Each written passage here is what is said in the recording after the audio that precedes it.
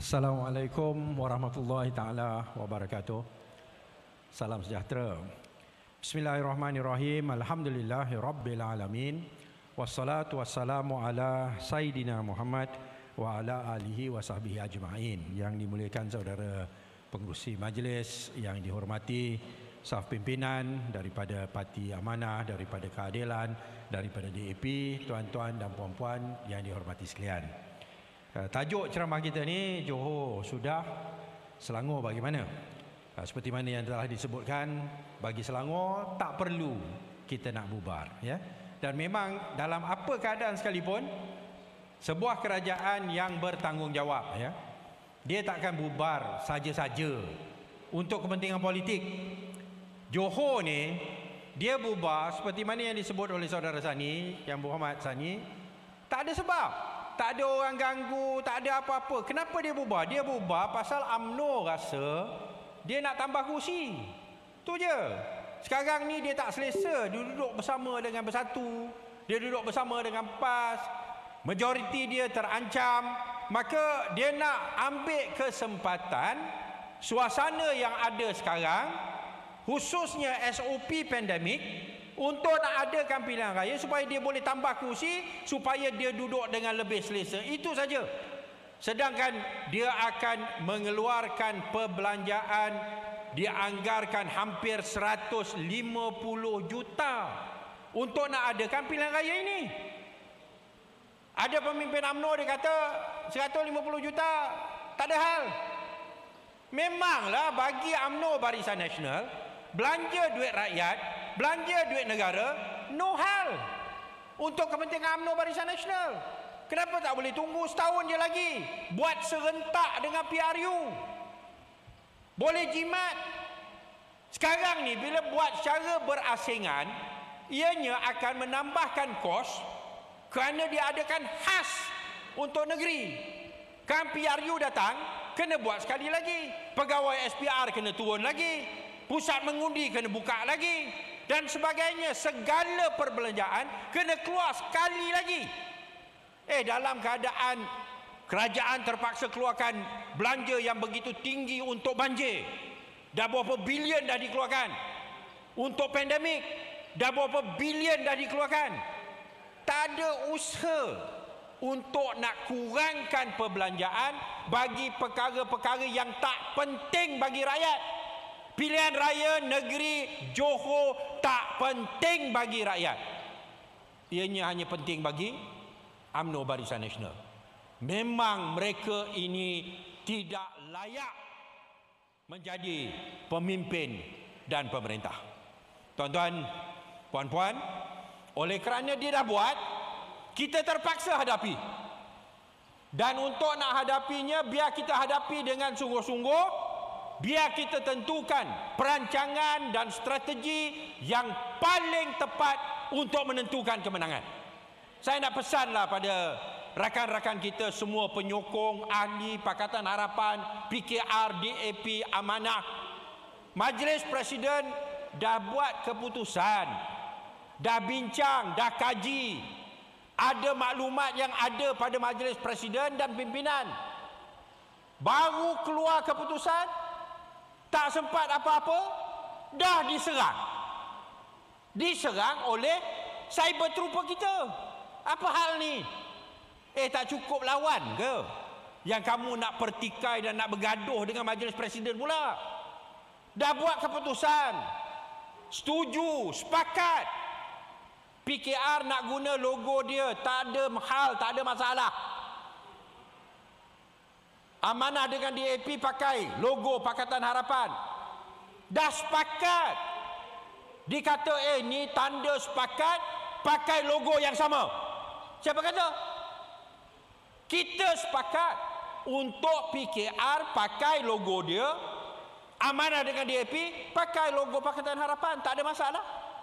Kenapa pula kat bawah nak buat bising? Ya? Biarlah kita pegang kepada keputusan Majlis Presiden, dan janganlah kita sama kita pula nak bergaduh oleh kerana soal logo. Tak payahlah kita nak cerita panjang. Keputusan dah buat, ada kebijaksanaannya, kita serah. Semasa Melaka semua pakai logo Pakatan Harapan. Kita kalah. Semasa Sarawak semua pakai logo masing-masing, kalah juga. So semasa Johor, biarlah kita guna pendekatan yang baru, yang mana PKR rasa yakin bahawa dia perlu gunakan logo dia untuk memaksimalkan sokongan bagi calon dia. Tafadhal, tak ada masalah. Bagi amanah dengan DAP, kita rasa tak ada masalah kita gunakan logo Pakatan Harapan, dan kita dah setuju.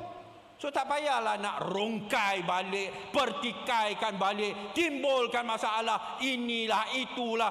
Sama macam isu MOU. Kita buat keputusan tanda tangan MOU. Tiba-tiba kita buat keputusan tanda tangan MOU, tak sempat satu hari, tak sempat nak beri penjelasan, dah kena serang. Ya? Akhirnya kita sama kita berbalah. Sedangkan Majlis Presiden dah buat keputusan. Dalam Majlis Presiden kita bahas sampai selumat-lumatnya. Kalau tak percaya pada pimpinan sendiri, apa guna ada pemimpin?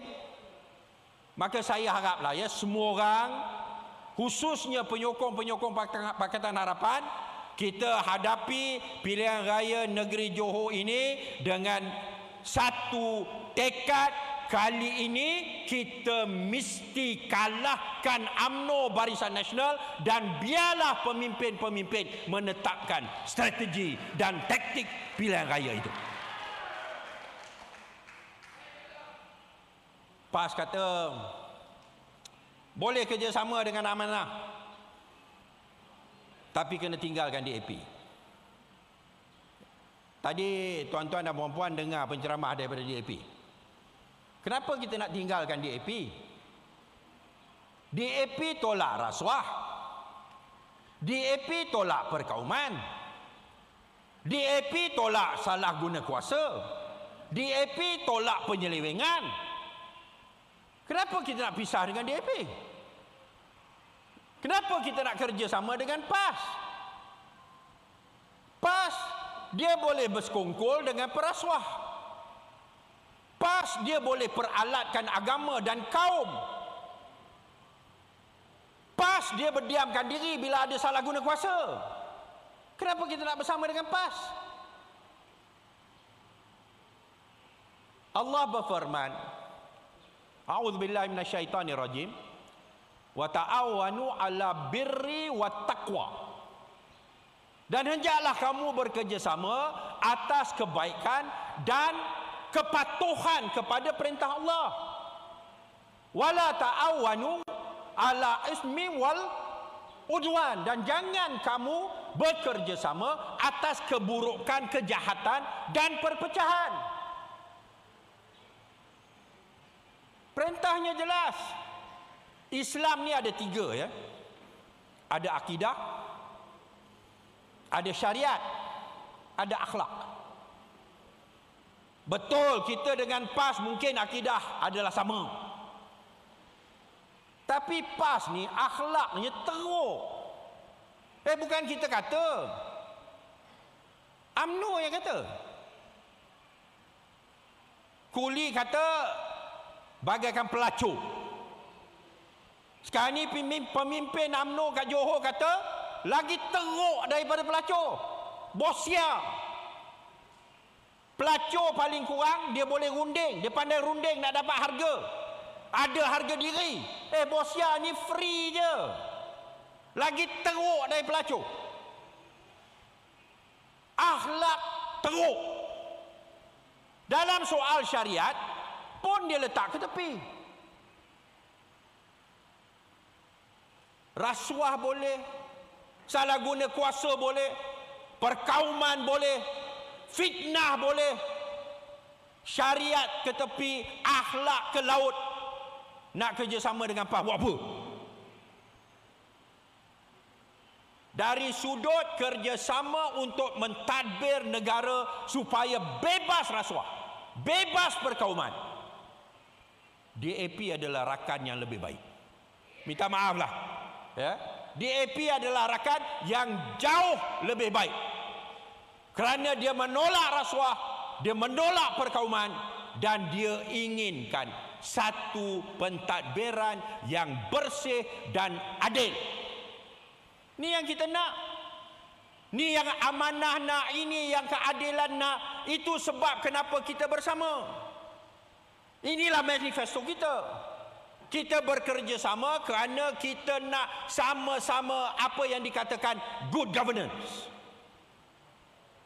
Tadbir urus yang berakhlak, yang bertanggungjawab, yang beramanah. Ini yang kita nak bersama. Yang PAS dengan UMNO kerjasama dengan Bersatu. Apa yang dia nak? Apa matlamat dia?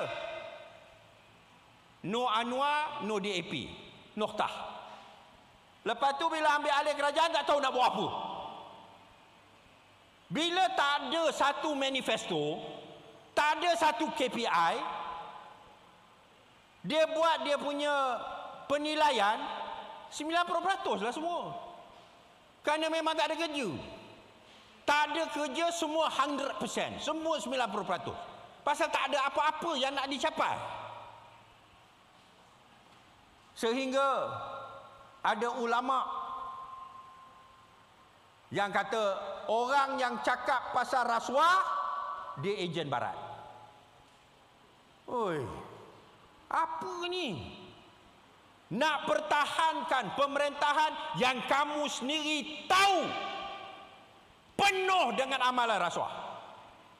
Sehingga kamu sanggup putar belit ajaran agama, gunakan agama, nak kata yang cakap pasal rasuah, ejen barat. Inilah, baru-baru ni saya baca kitab.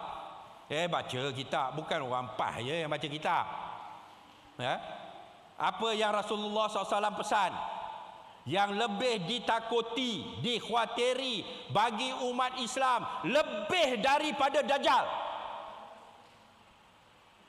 Apa dia? Ulama usuk. Ulama yang jahat, yang duduk berkepit dengan pemerintah yang zalim, membersihkan imej pemerintah itu, memperelokkan segala kerosakan yang dilakukan oleh pemerintah itu. Maka saudara-saudari muslimin dan muslimat yang dihormati sekalian, bukan semua ulama itu warasatul anbiya. Ya, kita kena faham. Nabi sendiri beri pesan yang lebih ditakuti daripada Dajjal atas umat adalah ulama usuk. Cirinya duduk berkepit dengan pemerintah yang zalim. Nilailah sendiri. Saudara yang berhormat Mat Sabu dia selalu pesan. Dia kata dalam sejarah dulu negara barat, oleh kerana gereja bersama dengan pemerintah yang zalim, dengan Tsar Rusia, dengan pemerintah-pemerintah raja-raja yang zalim, dia bela, gereja bela, gunakan agama untuk bela pemerintah yang zalim. Akhirnya rakyat dunia barat tolak agama. Ini yang kita tak nak. Maka perlu kita bersuara untuk membela agama Islam yang sedang ditunggang oleh golongan-golongan ini, sehingga mempertahankan pemerintah yang menindas rakyat, menzalimi rakyat, melaga-lagakan rakyat, memperbodohkan rakyat. Dan medan yang penting bagi kita adalah di negeri Johor. Negeri Johor ini merupakan medan pertempuran di antara Barisan Nasional, Perikatan Nasional dan Pakatan Harapan yang amat penting. Di mana na'udzubillah min dzalik, kalau sekiranya keputusannya seperti Melaka ataupun seperti Sarawak, kita khawatir rakyat akan hilang harapan. Melaka nampak teruk, tapi sebenarnya UMNO tak dapat sokongan rakyat. Undi popular di Melaka, UMNO dapat hanya 38%. Hanya 38%. Tapi dia dapat 2/3 dalam Dewan Undangan Negeri. Pakatan Harapan dapat 37% undi popular. Perikatan Nasional dapat 25% undi popular. UMNO hanya dapat 38% undi popular, tapi dapat lebih daripada 70% kerusi dalam Dewan Undangan Negeri. Ianya bukan satu kejayaan besar. Ianya salah taktik, salah strategi yang telah kita guna pakai, kerana ianya merupakan pilihan raya negeri yang baru, yang terbaru yang kita hadapi selepas COVID ini.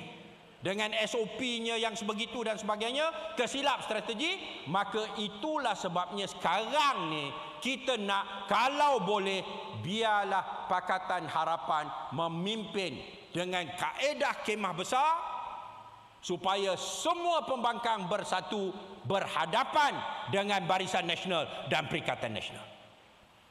Kerana pembangkang tu tak termasuk Barisan Nasional dan Perikatan Nasional. Bersatu dan PAS bukan pembangkang di Johor. Walaupun mereka bertelagah, saling caci mencaci, pelacur lah, bosia lah dan sebagainya, tapi mereka bukan pembangkang. Bila dikatakan kemah besar, semua pembangkang bersatu, bekerja sama untuk tentukan Barisan Nasional, Perikatan Nasional dikalahkan, dan sebuah kerajaan yang komited kepada soal nak mansuhkan rasuah akan dapat kita tegakkan bersama, insya-Allah. Mesyuarat Majlis Presiden pagi tadi dah selesai. Agihan kerusi dah selesai. Di Johor ada 56 kerusi DUN. Kita dah selesai. Amanah dah dapat, DAP dah dapat, PKR dah dapat. Yang parti-parti yang lain yang nak bersama sebagai pembangkang yang kita pilih, parti muda ke, parti warisan ke, parti pejuang ke, runding bersama. Kita cuba capai satu kata sepakat supaya undi kita tak berpecah. Supaya rakyat nampak, walaupun logo mungkin tak sama, tapi kita akan berdiri atas pentas yang sama dalam ceramah-ceramah, insya-Allah. Kalau dibenarkan berceramah, kita akan berdiri atas pentas yang sama-sama membawa agenda yang satu.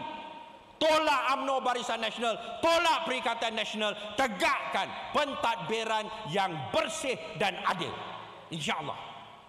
Biarlah negeri Johor menjadi turning point, gelombang baru kebangkitan rakyat nak tolak rasuah dan pentadbiran yang tidak cekap dan tidak ada hala tuju seperti mana yang BN dan PN sekarang ini. Biarlah negeri Johor menjadi sebagai permulaan baru kejayaan bagi Pakatan Harapan dan pembangkang-pembangkang, supaya dari situ kita boleh corakkan langkah ke arah kemenangan dalam PRU 15. Jangan rasa dah putus asa, tuan-tuan, puan-puan. Potensi kemenangan masih segar dan masih wujud. Tapi syaratnya, nombor satu, biar kita benar-benar bersatu hati. Jangan berbalah. Majlis Presiden dah buat keputusan, kita terima. Tak payahlah kita nak tunjuk pandai, nak berhujah atas social media. Awak dah pilih pemimpin, dengarlah.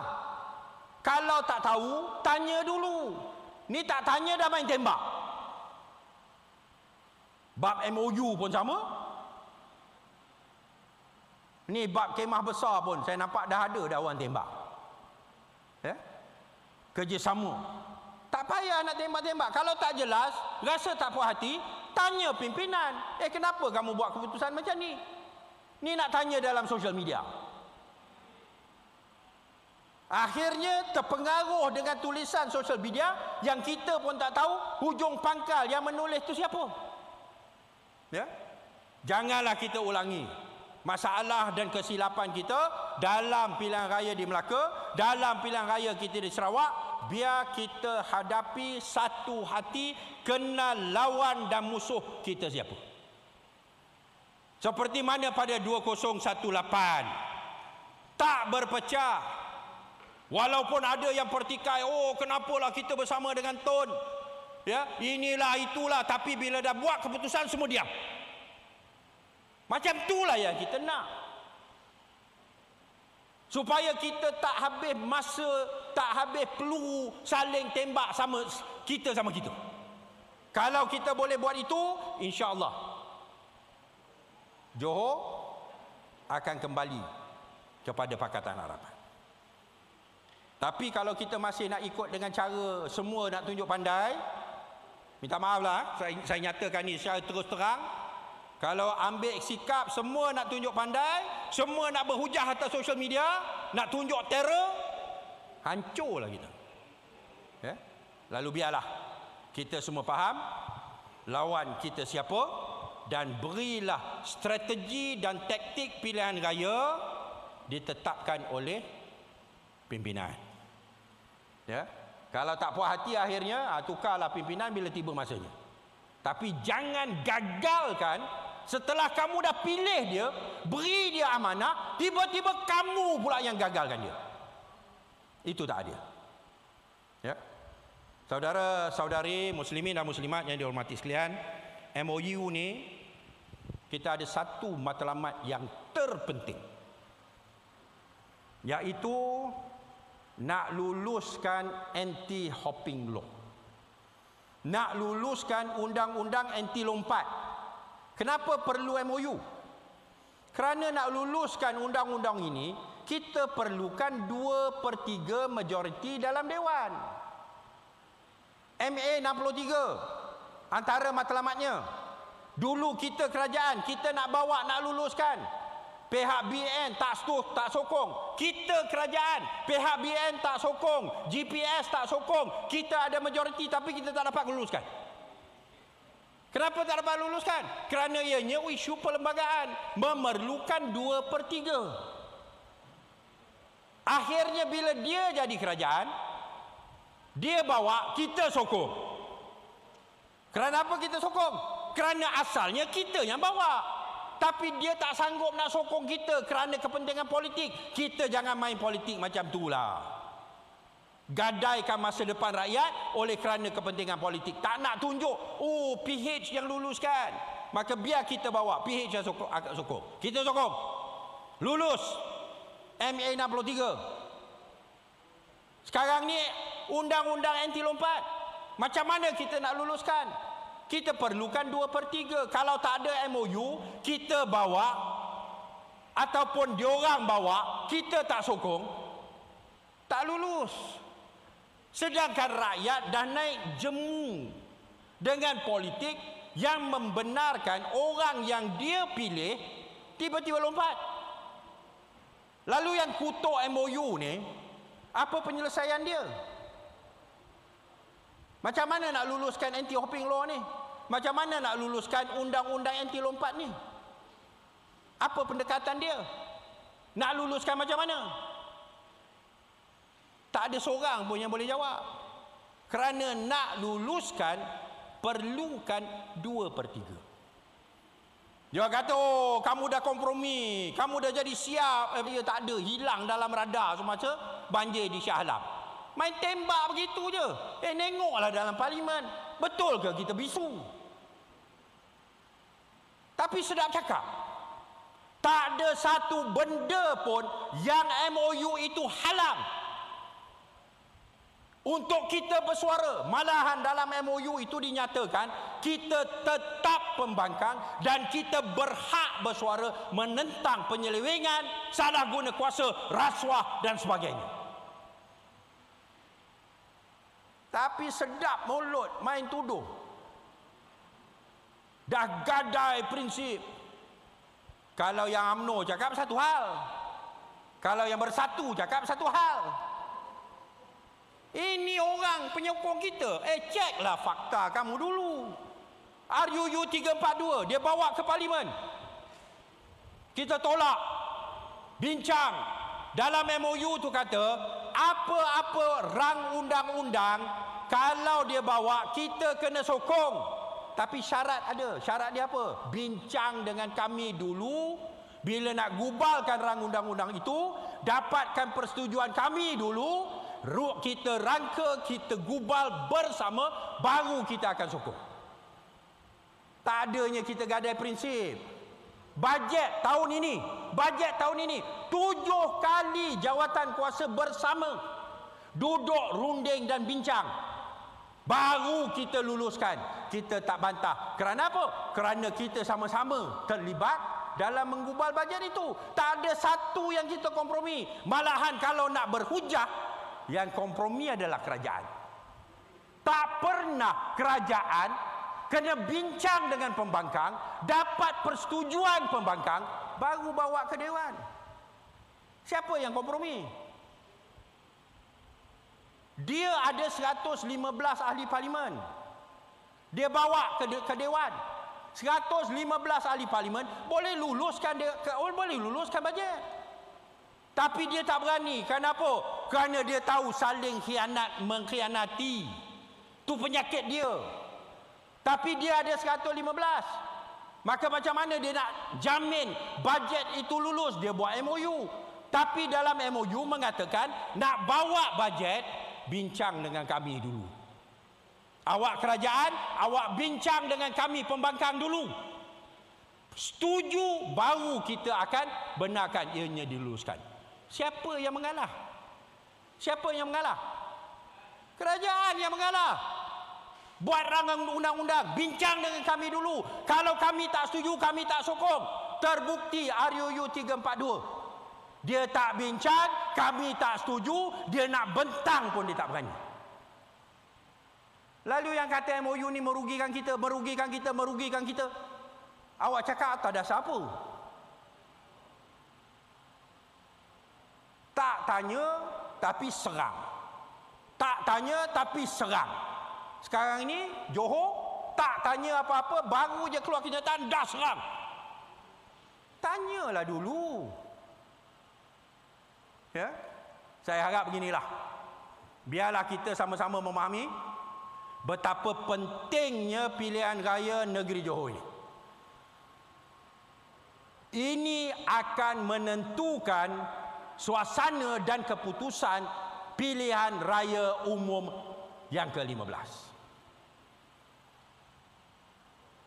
Kalau kita boleh bertahan dan kalau kita boleh menang dalam pilihan raya negeri Johor ini, saya boleh jamin, insya-Allah, PRU 15 Pakatan Harapan akan kembali sebagai kerajaan di peringkat Putrajaya. Biarlah kita usahakan bersungguh-sungguh, satu hati, sepakat dalam semua yang kita tetapkan. Tak kisah. Ada orang kata satu logo tanda sepakat. Kita sepakat pakai dua logo. Apa masalahnya? Kita sepakat. Bukan PKR kata aku tak kisah, aku buat. Amanah dengan DAP kata lantaklah kamu, kami buat lain. Tak. Kami bincang bersama. Dan kami setuju. Kerana itulah semangat persaudaraan dan kerjasama dalam Pakatan Harapan. Ya, kita saling hormat menghormati. Kehendak PKR begitu, kita benarkan. Kehendak Amanah dan DAP begitu, PKR pun benarkan. Tak ada masalah. InsyaAllah kita tetap berganding bahu untuk hadapi UMNO dan Barisan Nasional. Sekian. Terima kasih. Wallahu alam. Wabillahi taufiq wal hidayah. Assalamualaikum warahmatullahi taala wabarakatuh.